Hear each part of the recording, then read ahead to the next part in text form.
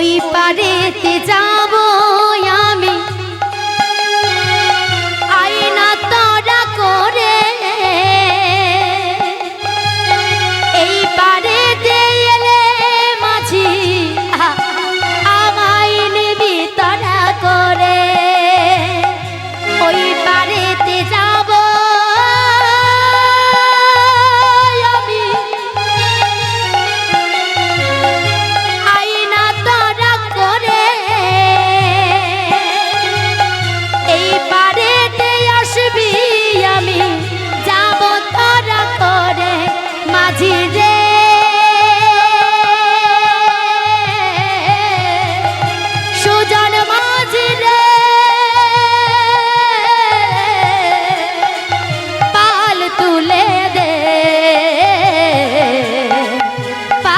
তুলে দে ও মাঝি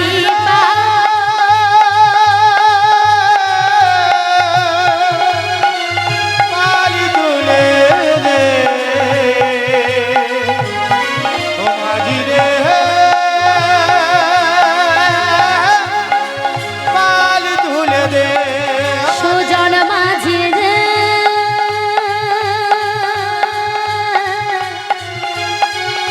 যাব রে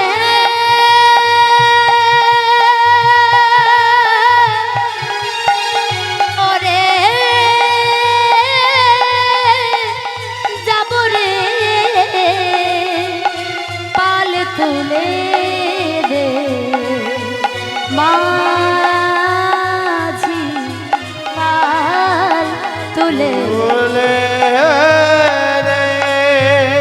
যেই না বলেছে মাঝি এদিকে আয় অমনি সত্যবতী নৌকাটা বাইতে পাইতে নদীর এপারে এসেছে আর নদীর এপারে এসে কি করেছে না নদীর এপারে এসে আজকে তাড়াতাড়ি নৌকাটা বেঁধে পরাশরমণিকে প্রণাম করে কে মা তুমি আমি তো ভেবেছিলাম তুমি একজন পুরুষ তাই তো আমি তোমায় ডেকেছিলাম কিন্তু এখন দেখছি তুমি তো একজন নারী তুমি এই ভর দুপুর বেলায় এখানে নৌকা বাইছো কেন মা মণিবর ওই দূরে আমার বাবা তিনি একজন জেলে সে মাছ ধরতে আসে কিন্তু নৌকা চালাতে পারে না তাই আমি আমার বাবার সঙ্গে আসি আমি নৌকা বাই আমার বাবা মাছ ধরে ব্যস্ত মা তোমার নাম কি আমার নাম সত্যবতী বাবা বাবা তা মাগো তুমি যে আমাকে প্রণাম করলে হরি বল বলো তুমি কি চাও যেই না বলেছে কি চাও হরে কৃষ্ণ এমন সময় কি হলো না এমন সময় আজকে বলছে মণিবর আমি আপনার চরণে প্রণাম করেছি আমি যা চাইবো আপনি আমায় তাই দেবেন হ্যাঁ বলো তুমি কি চাও তুমি যা চাইবে আমি তোমায় তাই দেব যেই নে কথা বলেছে মণিবর আমি একজন মৎস্যকন্যা মাছের পেট থেকে আমার জন্ম আমার কোনোদিন বিয়ে হবে না আচ্ছা কিন্তু আমার বাসনা আমি সন্তানের মা হতে চাই ব্যস্ত মা আমি তোমায় আশীর্বাদ করলাম তুমি সন্তানের মা হবে কিন্তু মণিবর আমার যে কোনোদিন বিবাহ হবে না আমি সন্তানের মা হব কি করে ও এই ব্যাপার যেই নে কথা বলেছি মণিবর আজ আমি আপনার কাছে যদি কিছু চাই আপনি আমায় দেবেন বলো মা তুমি কি চাও তুমি যা চাইবে আমি তোমায় তাই দেব তাহলে আমার একটাই বাসনা এই নদীর তীরে এই ভর দুপুর বেলায় আমি আপনার সঙ্গে মিলন সহবাসে থাকতে চাই আমি আপনার সন্তানের জননী হতে চাই না এ হতে পারে না কেন হতে পারে না তুমি কি জানো না আমি হলাম ধ্যানী যোগী মানুষ আমি কোনো নারী সঙ্গ স্পর্শ করতে পারি না আমি কোনো নারী দেহ স্পর্শ করতে পাবো না না সত্যবতী তুমি আমার কাছে এটা চেয়েও না তবে কি আমার বাসনা পূর্ণ হবে না মণিবর এমন সময় বলছে মণিবর আমার কি বাসনা পূর্ণ হবে না এ কথা যেই না বলেছে এমন সময় পরাশরমণি বলল সত্যবতী তুমি কি জানো না এ জগতে কোনো পুরুষ কোনো নারী যদি সূর্যের আলো উদয় হওয়ার পর যদি মিলন সহবাসে থাকে তাকে যে নরকে গমন করতে হবে যেই নে কথা বলেছে এমন সময় সত্যবতী বলছে মণিবর আপনি কি এটা জানেন না ইহজগতের কোনো পুরুষ যদি কোনো নারীর মনোবাসনা পূর্ণ করতে না পারে তাকে পরবর্তী জন্মে নপুংসক রূপে জন্ম নিতে হবে যেই নে কথা বলেছে আচ্ছা বলো তাহলে কি করব আপনি পারবেন না বৃন্দাবনের সূর্যের আলোটাকে ঢেকে দিতে তাই কমণ্ডল থেকে এক গণ্ডূষ জল নিয়ে আজ বৃন্দাবনের মাটিতে কুয়াশাকে আহ্বান করলো আর কুয়াশাকে আহ্বান করার পরে হরি বল আজকে সত্যবতী এবং পরাশর মুনি মিলন সহবাসের পরে বলল, শোনো সত্যবতী, আমার ঔরসে তোমার সন্তান হবে, তবে তুমি তোমার যেমন তেমন সন্তানের মা হবে না, তোমার সন্তান হবে পরম ভগবত প্রেমিক পরম বৈষ্ণব, পরম বৈষ্ণবের জননী তুমি হবে, যিনি পরবর্তীকালে শ্রীমদ্ ভাগবত রচনা করবে, যার নাম হবে মুনি ব্যাসদেব। তাই আজকে সেই কোকিল ময়ূরকে বলছে, ময়ূর এক কাজ করলে হয় না, বৃন্দাবনে যদি কুয়াশাকে ঢেকে দেওয়া যায় তাহলে কি না ভালো হবে। তাই আজকে কি হলো, এই দিকে সবাই একে অপরে কথোপকথন করছে, আর মহাজন বলছে ওই দিকে তাকিয়ে দেখো, বলিয়া যে দেখা ডালে বসে ডাকে আজি কপতক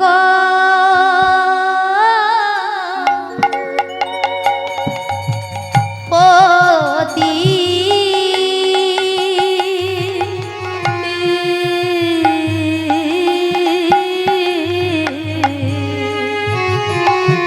আজি দেখা ডালে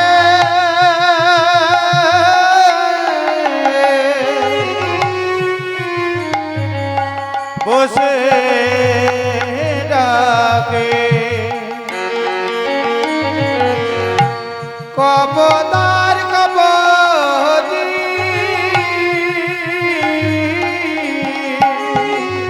এবারে তারাগণ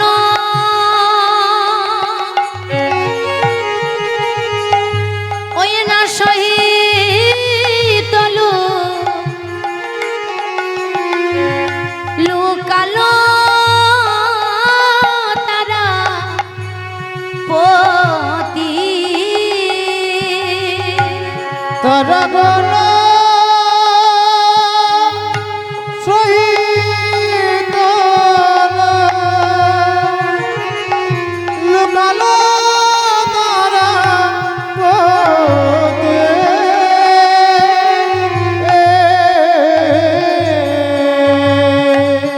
আজ কপত বলে এই কপতি, আজি কপতি বলে ও কপতি, আজ কপত বলে এই কপতি, আজ কপতি বলে ও কপতি। ও কপতি, তোমার কয় পতি গো? তখন কপতি কপতকে বলছে, কপত শোনো শোনো, বলি সতী নারীর দুই পতি, নিজ পতিয়া পরপতি, বলে সতী নারী দুই পতি, নিজ পতিয়া পরপতে। এমন সময় কপতি কপতকে বলছে, কপত এ জগতে যেজন সতী নারী হয় তার দুটো পতি হয়। ও মায়েরা, এখানে কাদের দুটো স্বামী আছে একবার হাত তোলেন তো।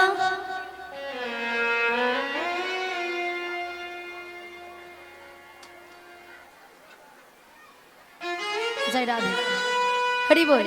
তা এখানে কেউ ভয়ে হাত তুলছে না, ভাবছে হাত তুললেই কেস খাবো, বাড়িতে গেলেই সমস্যা হবে। জয় রাধে, হরি বল। তার মানে সবাই অসতী, হ্যাঁ, হরি বল।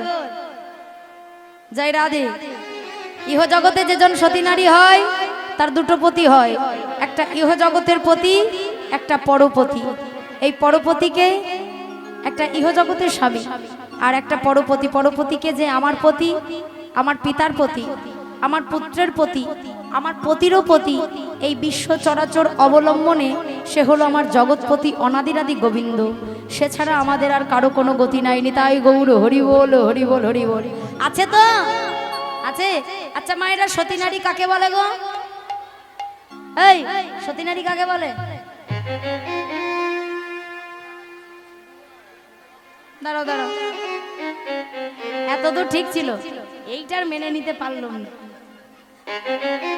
বলছে হাতে শাখা পলা, সিঁথিতে সিঁদুর, আর মাথাতে ঘোমটা আছে। তুমি দেখাও তো এখানে কটা মায়ের মাথায় ঘোমটা আছে।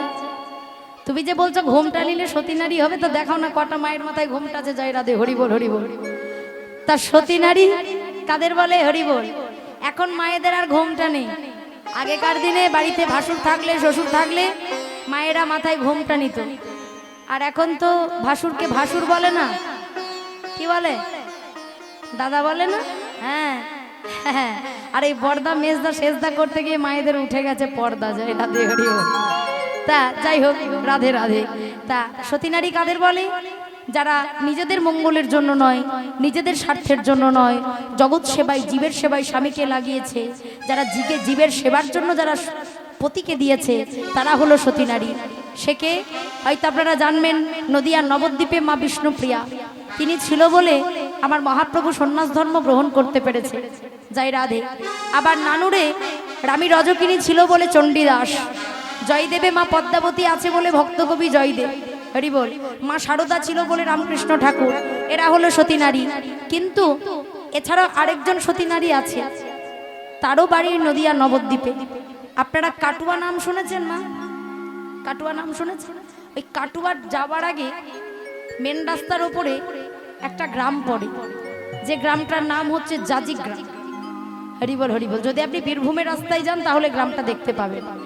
তা ওই জাজিক গ্রামের ছেলে হলো রামচন্দ্র কবিরাজ গোস্বামী, এক কথার অনর ব্যক্তি, মানে জীবনে যা শোনে তাই করে, যায় রাধে হরিবল।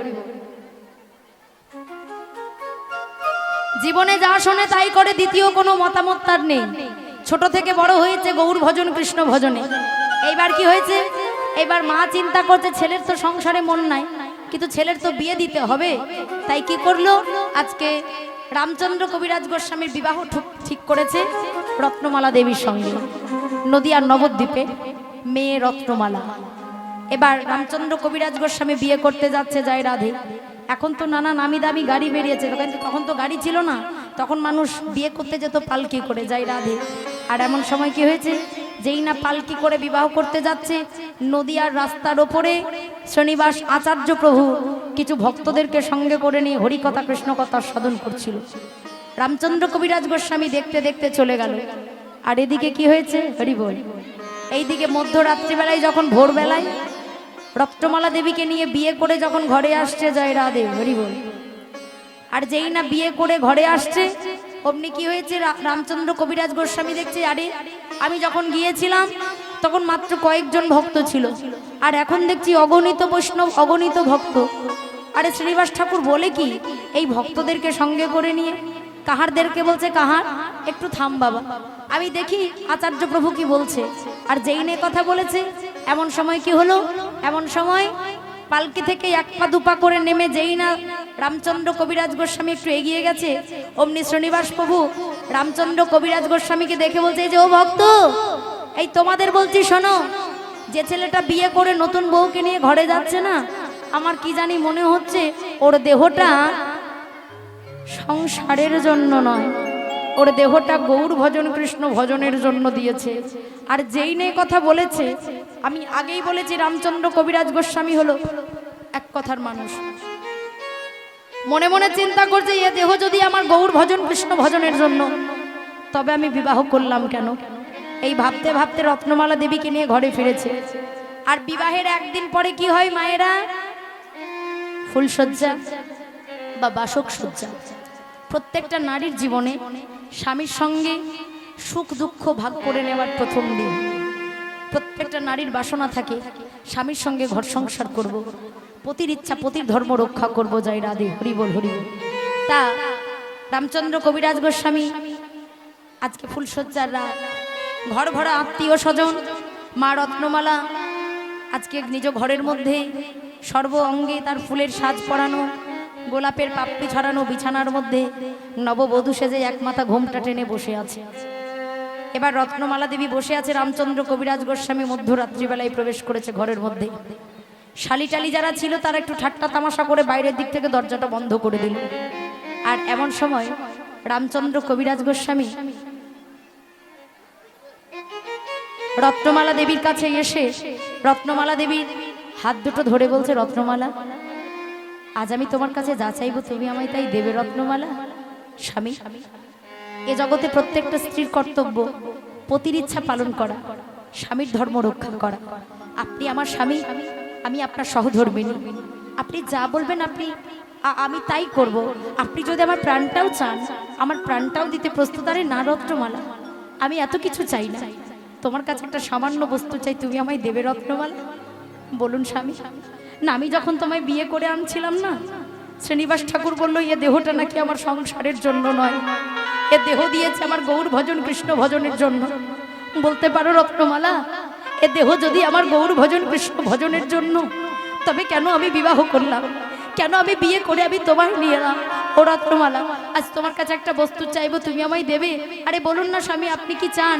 যেই না বলেছে এমন সময় রামচন্দ্র কবিরাজ গোস্বামী বলল, রত্নমালা গো, আজ আমি তোমার কাছে একটা বস্তু চাই। কি কি জানো? আজ থেকে সারা জনমের মতো তুমি আমাকে বিদায় দাও না। বলো না, অমর করে বলো না স্বামী, অমর করে বলবেন না। যেই নে কথা বলেছে এমন সময় কি হলো, এমন সময় রামচন্দ্র কবিরাজ গোস্বামী রত্নমালার চরণ দুটো ধরে কাঁদছে, রত্নমালা তুমি আমায় বিদায় দাও। স্বামী, আপনার পিতামাতা, আমার পিতামাতার সঙ্গে কথা বলে আপনার সঙ্গে আমার বিবাহ হয়েছে।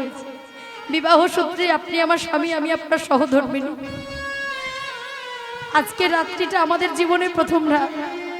আজ কিনা আপনি আমার কাছ থেকে সারা জনমের মতো বিদায় চাইছেন। রত্নমালা গো, তুমি আমায় বিদায় দাও।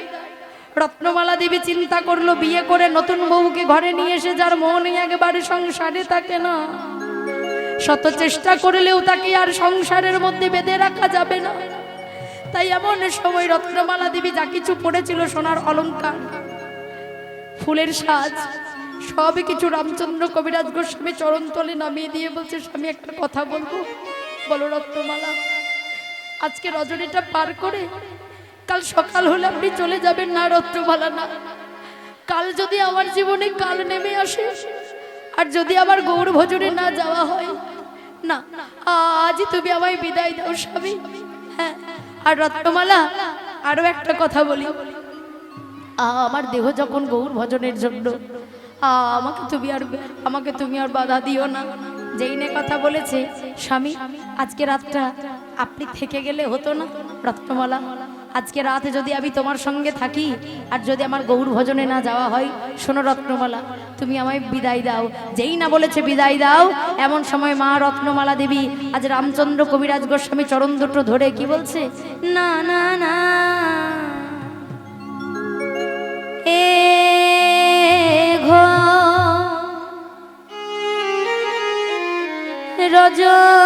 রজনীতে স্বামী যেতে তোমার দেব না।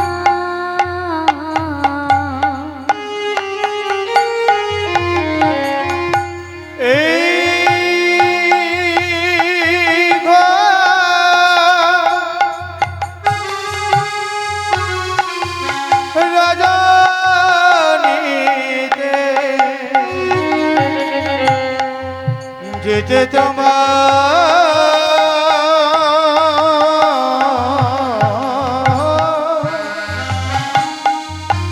দেব না।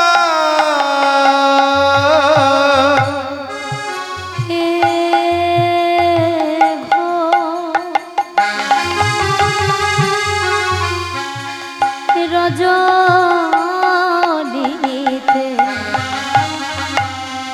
যেতে তোমার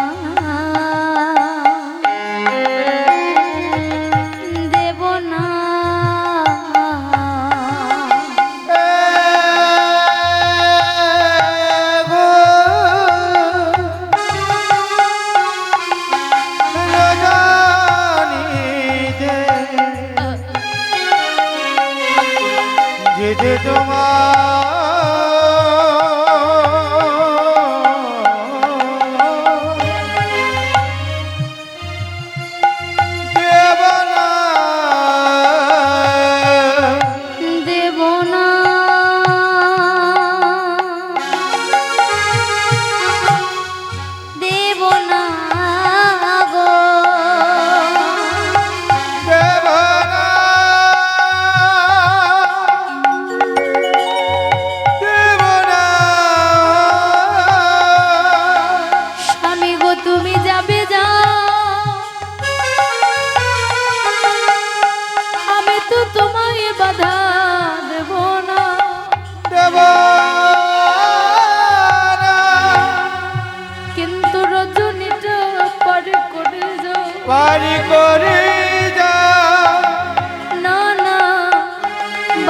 দেব না গো,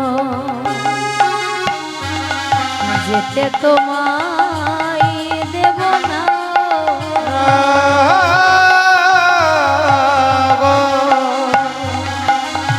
যেতে তোমার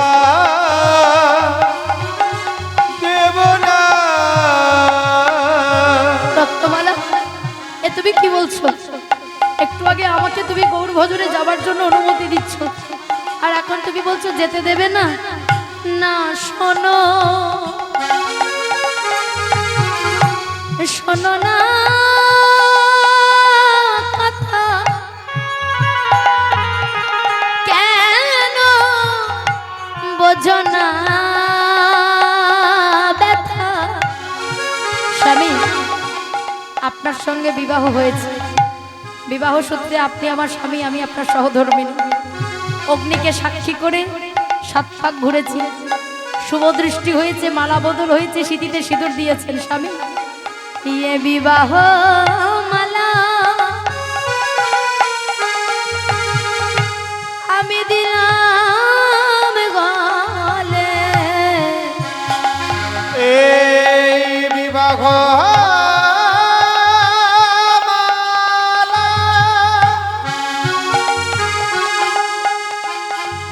আমি দিলাম গলে, কিন্তু ভজনে বাধা দেব না।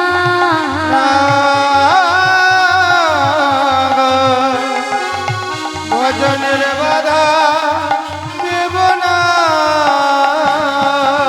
দেব না,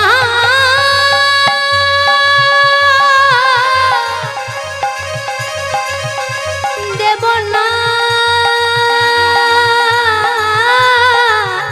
গো, যেতে তোমায় দেব না। ও গো স্বামী, যেতে তোমায় দেব না।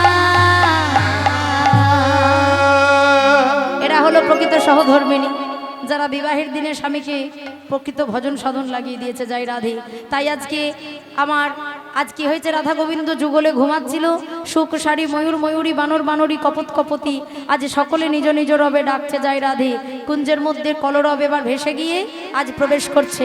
তাই মহাজন বলে, দেখো আজকে সবাই কুঞ্জ ছেড়ে জেগে বসবে। যাই রাধে, হরিবল হরিবল। যাই রাধে। তাই কি হলো, আজ সবাই মিলে ডাকছে। কেমন ভাবে ডাকে? আজ বানর বানরী ময়ূর ময়ূরী কপত কপতি সবাই ডাকছে, আর এদিকে কুঞ্জের মধ্যে কলরব ভেসে প্রবেশ করেছে। মহাজন বলে, দেখো আজ সারি সুখ দুজনে, তারা ডাকে উচ্চ স্বরে। বলো ধরি হরি হরি বল। সারি শোক জরে ডাকি উচ্চ সারি, আজ সারি সুখ দুজনে ডাকে উচ্চ স্বরে। সারি সুখ জনে ডাকি উচ্চ সারে, এবার পবন প্রবল বহে কুঞ্জের ভিতরে। মন বাবন বাগে কুঞ্জির ভিতরে, পবন প্রবল বহে কুঞ্জের ভিতরে। পবন পবন বহে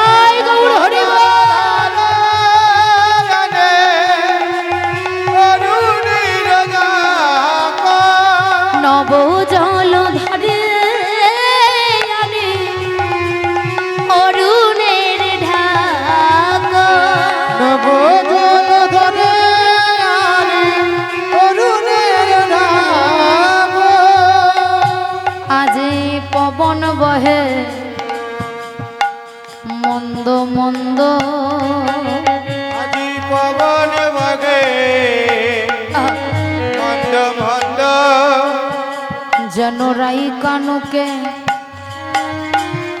সেবা করে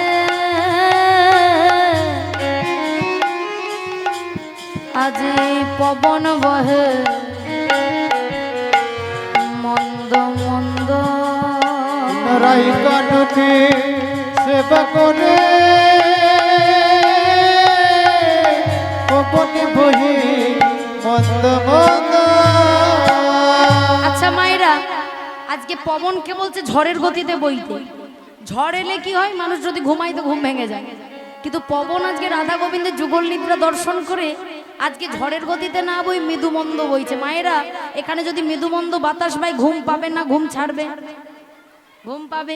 তাহলে আজকে রাধা গোবিন্দকে বলছে ঝড়ের গতিতে বইতে, পবনকে বললো বাতাসকে, আর ও পবন কি করেছে রাধা গোবিন্দের যুগল থেকে মৃদুমন্দ বইছে। হরি বল হরি বল। এইবার আজকে মহাজন বলছে দেখো আজ শারীর বচনে সুখ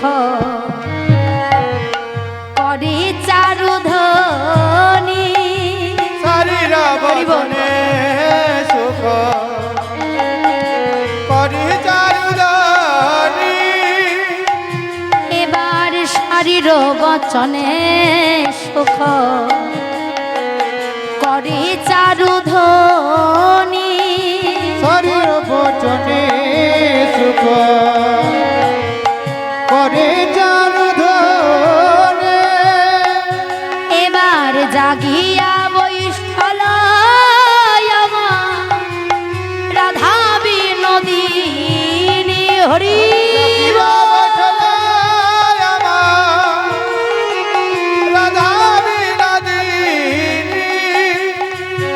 এবার জাগিয়া বৈঠল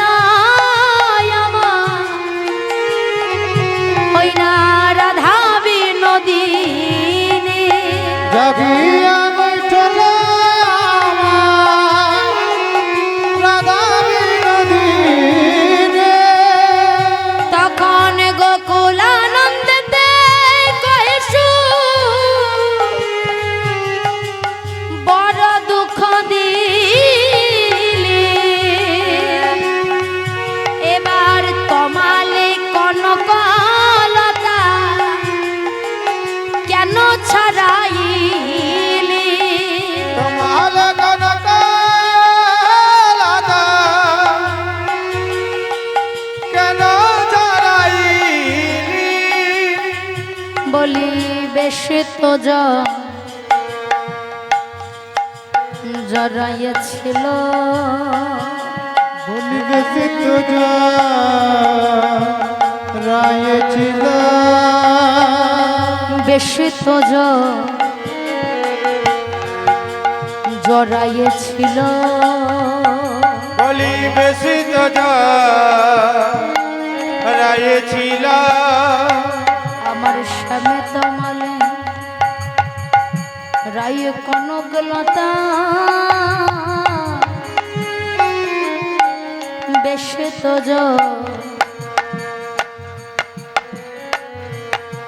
জড়াইয়াছিল, সবি কমলে রায় কনকলতা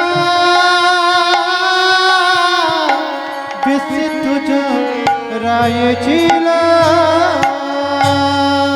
তাই গোকুলানন্দ দাস বলে ওরে শ্যামে তমালে রাই কনকলতা কত সুন্দর জড়িয়েছিল।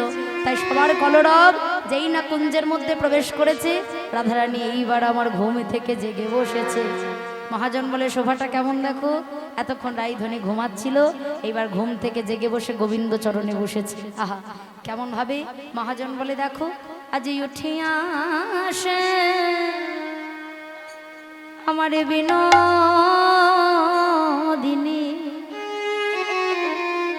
বলি হেরি শেষ রজনী,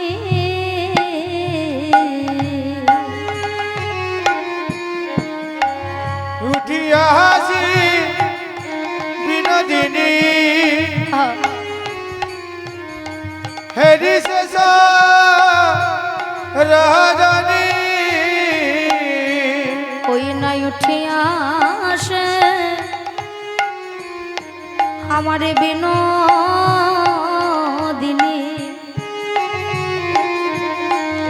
দেখো হেরি শেষ রজনী ওই নাই উঠিয়াছে বিনোদিনী হেরি শেষ রজনী ওই না চমকিয়া চারি পানে চাই বধু হে না চমকিয়া চারি পারে চাই বধুকে বলে ওঠে না গোবিন্দ আর নিশি নাই, এবার ঘরে যেতে হবে, ঘরে যাবার সময় হয়েছে আবার না গরু গরু বলি আলিস পরি হরু ওই নাই উঠে না নগদ বড় আলিসা পরিহর ঘুমে নাহি হবে আছে তোর বধু হে আজ ঘুমে নাহি হাজে তার বধুকে জয় রাধে।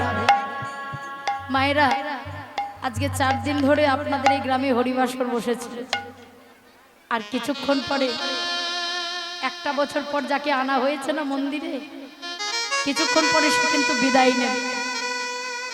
আজকে 4 দিন ধরে আবার 1টা বছর অপেক্ষা, কে বাঁচবো কে থাকবো কিনা জানি।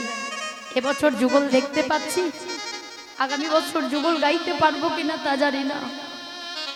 আজ রাধারানী আমার গোবিন্দকে সঙ্গে করে নিয়ে ঘুমাইয়েছিল, এইবার গোবিন্দের চরণ দুটো ধরে বলে প্রাণনাথ এবার উঠো, এখন নিশি আর নেই, সকাল হয়ে গেছে।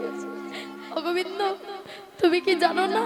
বলি বাপ শ্বশুর কুল উচ্চ দুই সমতুল, বাপ শ্বশুর কুল দুই সমতুল, বাপ শ্বশুর কুল উচ্চ দুই সমতুল, বাপ শ্বশুর কুল দুই সমতুল, তাই বলাই কুলের কামিনী বধূ হে, তাকে বলাই ফুলের কামিনী বধূকে। আবার হেন মনে উঠে ভয় পাছে কুলে কালি রয়, হেন মনে ওঠে ভাই পাছে কুলে কালির, লোকে পাছে বলে কলঙ্কিনী, লোকে পাছে বলে কলঙ্কিনী। ও গোবিন্দ শোনো শোনো, বলি আমার কপাল মন্দ, আমার কপাল মন্দ, তাই সকলে দে আমায় গাল মন্দ, আমার কপাল মন্দ, আমার সকল দে গাল মন্দ, আমার কপাল মন্দ, তাই সকলে দে আমায় গাল মন্দ, আমার কপাল মন্দ, আমার সকলে দে গাল মন্দ,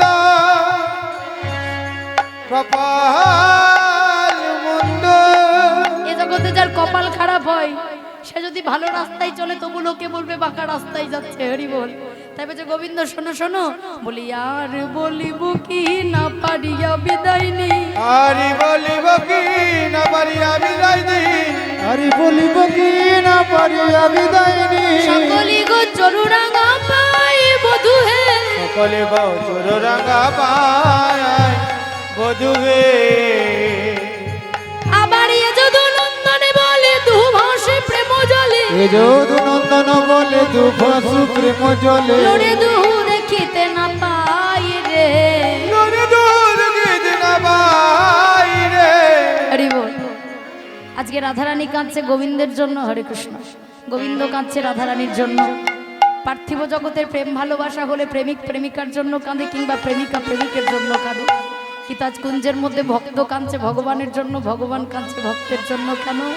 মহাজন বলে দেখো, আজ দুজনাই কাঁদিছে, আজি দুজনাই কাঁদিছে, আজি দুজনাই কাঁদিছে। কাঁদছে কেন? বলি ছেড়ে যেতে হবে বলে।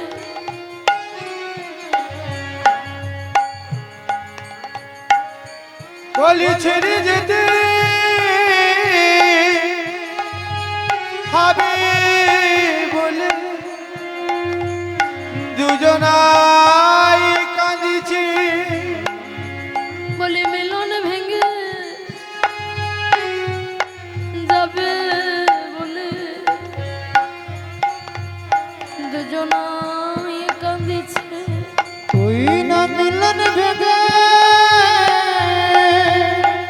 যাবি বলে দুজনাই কাঁদিছে। রসের হাট ভেঙে যাবে বলে। আজকে 4 দিন ধরে রসের হাট বসেছিল আপনাদের এখানে। কালকে রাত্রেবেলায় এসেছি, ভক্তের অনেক প্রেম অনেক ভালোবাসা পেয়েছি। আর কিছুক্ষণ সময় আমার, তাই সবার কাছে নিবেদন, যদি কোনো ভুল ত্রুটি হয়ে থাকে নিজ সন্তান জ্ঞানে ক্ষমা করবেন আর আশীর্বাদ করবেন। আমি তো আপনাদের সন্তানের মতো। ঈশ্বরের কাছে প্রার্থনা করবেন জীবনের শেষ দিন পর্যন্ত যেন এমন ভাবে ভক্ত সঙ্গ করতে পারে। তাই গৌর হরি বল হরি। তাই রাধারানী আমার আজ ঘুম থেকে জেগে বসেছে, আর গোবিন্দ ঘুমের বিবসন উঠেছে। মহাজন বলে দেখো, উঠিল নাগর বড় নিদের আলিশে, নিদের আলিশে দুটি আঁখি ঢুলু ঢুলু হেলন বালিশে, হেলন বালিশে বাহু প্রসারিয়া ধনি বধূ নীল কোলে, বধূ নীল কোলে, বধূর মোছাই ধনি নেতে রইয়াছ, নেদের আচলে, যেখানে যাবি গলিত হইয়াছিল বে, হইয়াছিল বে, সাজাইল প্রাণনাথে মনে রইয়াবে, মনে রয়াবে। হাসি হাসি একে সখী বাসি করে দিল, বাসি করে দিল, হাসি পেয়ে নাগর হরষিত ভেল, হরষিত বেল, তখন জ্ঞান দাসেতে কয় বলে হারি যা, বলে হারি যা। আমি এমন দুহারি প্রেম রাধে গো কবু দেখি নাই, আমি কবু দেখে না। এবার রাধারানী গোবিন্দকে সাজিয়ে দিয়েছে, আর গোবিন্দ এবার রায়ধনীকে সাজাচ্ছে কেমন ভাবে। আজকে নিজ কোলের মধ্যে রায়ধনীকে বসিয়ে এবার গোবিন্দ সাজাচ্ছে। হরি নিজ আচরে রায় মুখ মুছায়ে, হরি নিজ আচরে রায় মুখ মুছায়ে, হরি নিজ আচরে রায় মুখ মুছায়ে, হরি নিজ আচরে রায় মুখ মুছায়ে। আজ কুমে কুমে তনু পন মাঝি গো, আজ কমে কমে তনপন মাঝি গো। এবার কত যতন করে সিদ্ধি বানাওয়ালো, কত যতন করে স্মৃতি বানাওয়ালো, কেশরী কবরী পুন সাজি, কেশরী কবরী পুন সাজি। এবার নয়ন করঞ্জন করল সুরঞ্জন, নয়ন রঞ্জন করল সুরঞ্জন, আরে চিবু কহি মৃগ মদ বৃন্দ রে, আরে জীব কহে জমদ বিন্দ রে। এবার কত যতন করে যাব কোলে খই, কত যতন করে যাব কোলে কয়ে, কি কহব দাস গোবিন্দ, কি কব দাস গো গোবিন্দ আমার রাইধনীকে কোলে করে নিয়ে নিজের বসনে খানা দিয়ে রাধারানীর বদনে খানা মুছিয়ে দিল। আগেকার দিনে মায়েরা, এখন তো অনেক মেকআপ বেরিয়েছে না, এখন পার্লারে গিয়ে মানুষ সুন্দরভাবে মেকআপ করে বেরিয়ে আসছে। তখন মেকআপ ছিল না, তখন ছিল কুমকুম। তখনকার মায়েরা কুমকুম মাখত। গোবিন্দ আমার রাধারানীকে কুমকুম মাখিয়ে দিল। কুমকুমে তনুপন মাঝি কতহু যত্ন করে সিথি বানাই হলো সিন্দুর দেও হলো শীতে।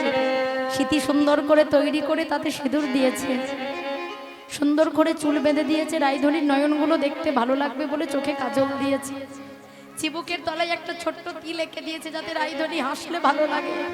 সর্বঙ্গ সাজাতে সাজাতে রাইধনীর চরণে তলে এসে চরণে খানা বক্ষ মাঝে নিয়ে বলে, রাধে গো, আমাকে ভালোবেসে তুমি জগত জীবের কাছে কলঙ্কিনী হয়েছো রাধে।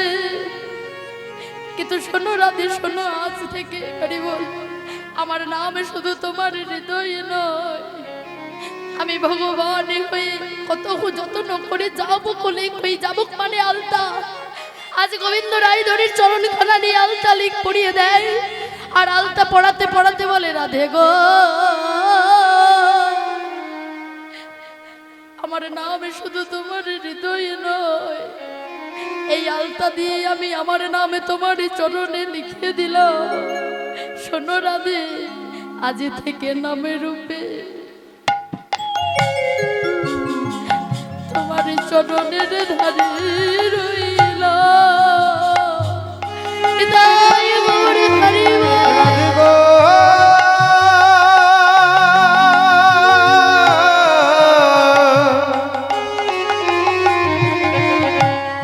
নামি রূপে চরণের ধারে রইলা, শুধু তোমার চরণের ধারে রই রাধে। রাধে গো, আজ থেকে আমিও তোমার প্রেমের ধারে রইলাম। শোনো, এ জন্মে আমি তোমার প্রেম ঋণ পরিশোধ করতে পারবো না, তাই কথা দিলাম আগত কলিযুগে যেদিন আমি নদিয়ায় গিয়ে গৌর হব, সেদিন কই করবো জানো? কি করবে গোবিন্দ? বলি, সেদিন ঋণে মুক্তি পাবো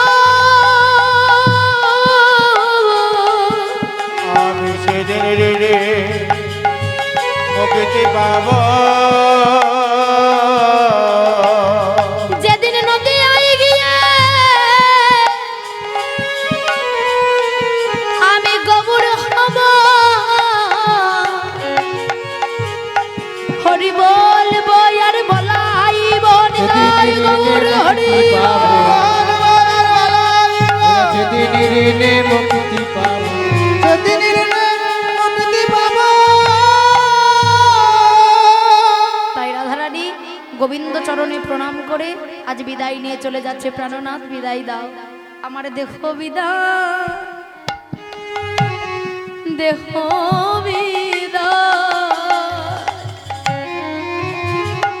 আমায় দেখো বিদায়, দেখো বিদায় বধু হে আমার, দেখো বিদায়, দেখো বিদায়। আমার দেহ বিদায়, দেহ বিদায়। আমার মনে রইল তোমার এই ওরাঙ্গা পায়, আমি দেহ লয়ে ঘরে ফিরে যাই। হরি হরি বল, হরি বল, হরি বল।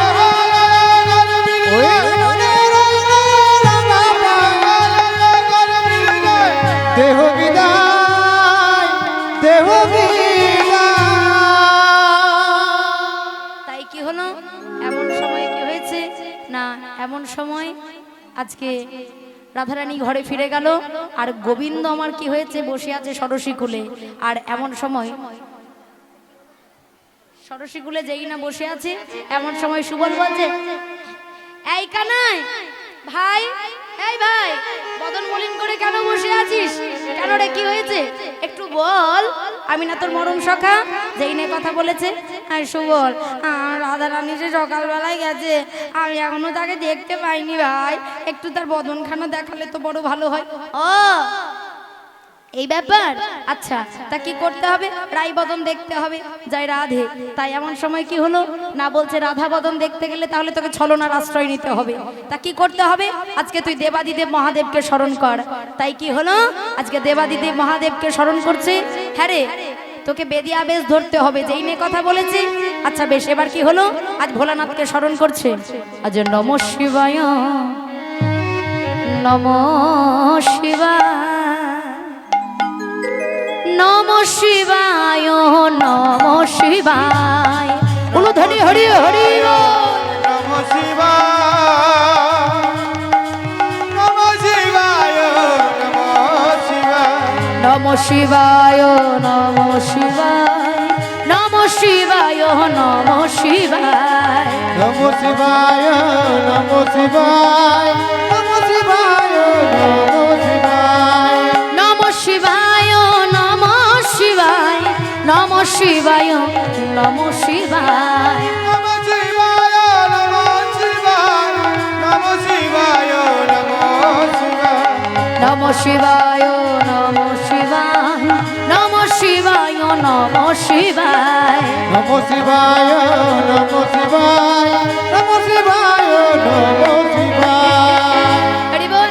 আর যেই না নমঃ শিবায় নমঃ শিবায় বলেছে, অমনি শ্যাওলা দল আর গঙ্গা জল ভোলানাথের চরণে না পড়ে মস্তকে পড়েছে। পার্বতী বলছে, হ্যাঁ গো স্বামী, ত্রিভুবনে এত ভক্ত তোমায় পুজো দেয়, তুমি চরণে নাও। আর সে কে?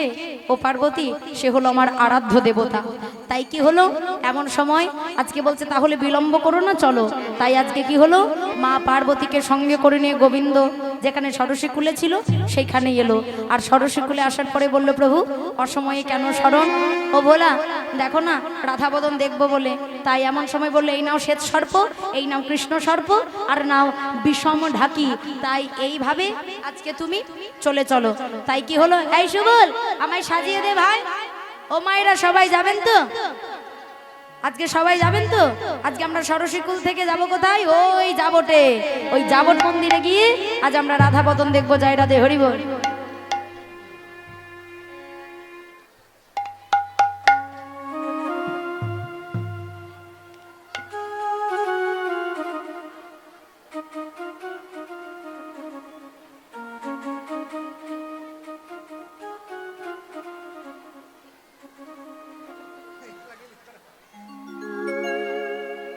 জয় রাধে।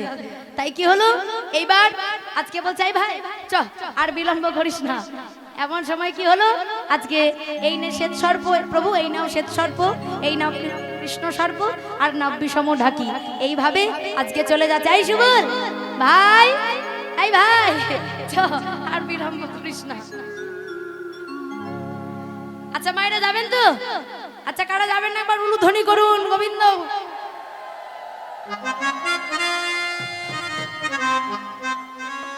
কি গো, এতবার করে মা মা বলে বলছি, সব সৎ মায়ের মতন উলুধ্বনি দিয়ে দিচ্ছেন কেন? আচ্ছা বেশ, চলুন সবাই মিলে যাব। বলি, এই ভাই আমি লক্ষিণদের ভেলা ভাষণটা ধরছি, তুই ঢুয়োটা ধর। বলি, ওহি মেয়ে বাবা, ওহি মেয়ে গুছিল তরুণ উপরে, ওই মেঘে ভাসাবে জলে। উলুধ্বনি হরি হরি বল। ওই মেঘ ভাসাবে জলে, কুটিলা তরুর উপরে, ওই মেঘ ভাসাবে জলে। আবার তর্জনে গর্জনে মেঘে নামাইবে বাড়ি গো বইবে। কুটিলা তরুর উপরে, ওই মেঘ ভাসাবে জলে। গর্জনে গর্জনে মেঘে নামাইলা বাড়ি বইবে, কুটিলা তরুর উপরে, ওই মেঘ ভাসাবে জলে। এবার কি হলো, আজকে আসছে আর এমন সময় যাবট মন্দিরে এসে আজকে ডাকছে, ও মায়েরা বাজি খেলা দেখবে নাকি গো, দেখবে নাকি? বলি, ऐसा बाजी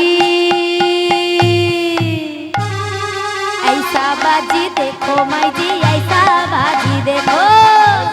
उलुध्वनि हरि हरि बोल। ऐसा बाजी देखो, ऐसा बाजी देखो माई जी, ऐसा बाजी देखो, ऐसा बाजी देखो माई जी, ऐसा बाजी देखो।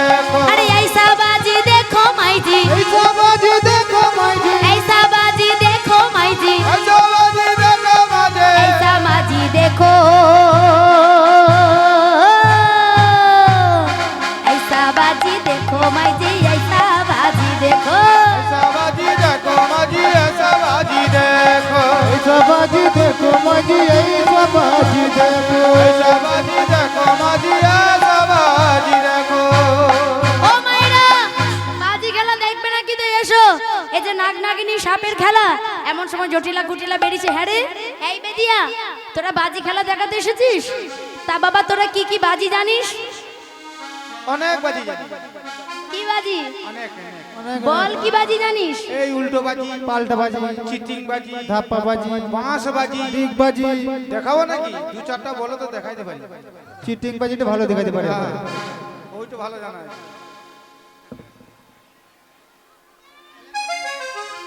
হ্যাঁ গো মায়েরা এ জগতে চিটিং বাজি ধাপ্পা বাজি এগুলো হয় এই তোদেরকে কেন দেখাতে হবে হ্যাঁ সবাই জানে তা তোরা যে বাজিটা দেখাতে এসেছিস সেটা দেখা ও মা এই খেলা দেখাতে গেলে তিনটে জিনিস লাগবে যদি তোমাদের কাছে থাকে তবে দেখাবো তাছাড়া আচ্ছা বেশ বল কি কি লাগবে কি লাগে জানো কি বলি মাকে দিলে লাল শাড়ি ধন হবে তারা রিয়ারি মাকে দিলে লাল শাড়ি ধন হবে তারা রিয়ারি মাকে দিলে লাল শাড়ি ধন হবে তারা রিয়ারি মাকে দিলে লাল শাড়ি ধন হবে তারা রিয়ারি শোন বাবা আমাদের কাছে লাল শাড়ি নেই আচ্ছা মা লাল গামছা থাকলে হবে লাল গামছা হ্যাঁ বলি মাকে দিলে লাল গামছা পুরাইবে তার মনোবাঞ্ছা উলু ধ্বনি হরি হরি বল মাকে দিলে লাল গামছা পুরাইবে তার মনোবাঞ্ছা মাকে দিলে লাল গামছা পুরাইবে তার মনোবাঞ্ছা দেখ বাবা আমাদের কাছে লাল শাড়ি নাই লাল গামছা নাই এই দাঁড়া আরেকটা জিনিস মনে হচ্ছে সবার কাছে আছে সবার কাছে আছে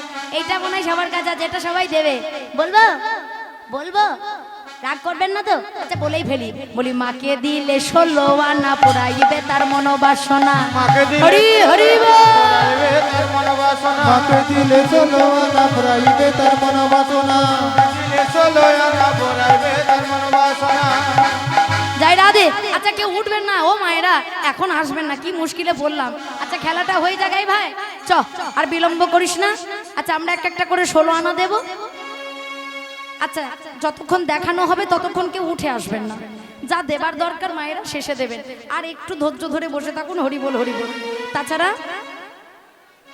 ভালোভাবে দেখতে পাবেন না হরি বল তাই সুবল আর বিলম্ব করিস না ভাই চল এবার ঘরে যেতে হবে তাড়াতাড়ি কর হরি বল হরে কৃষ্ণ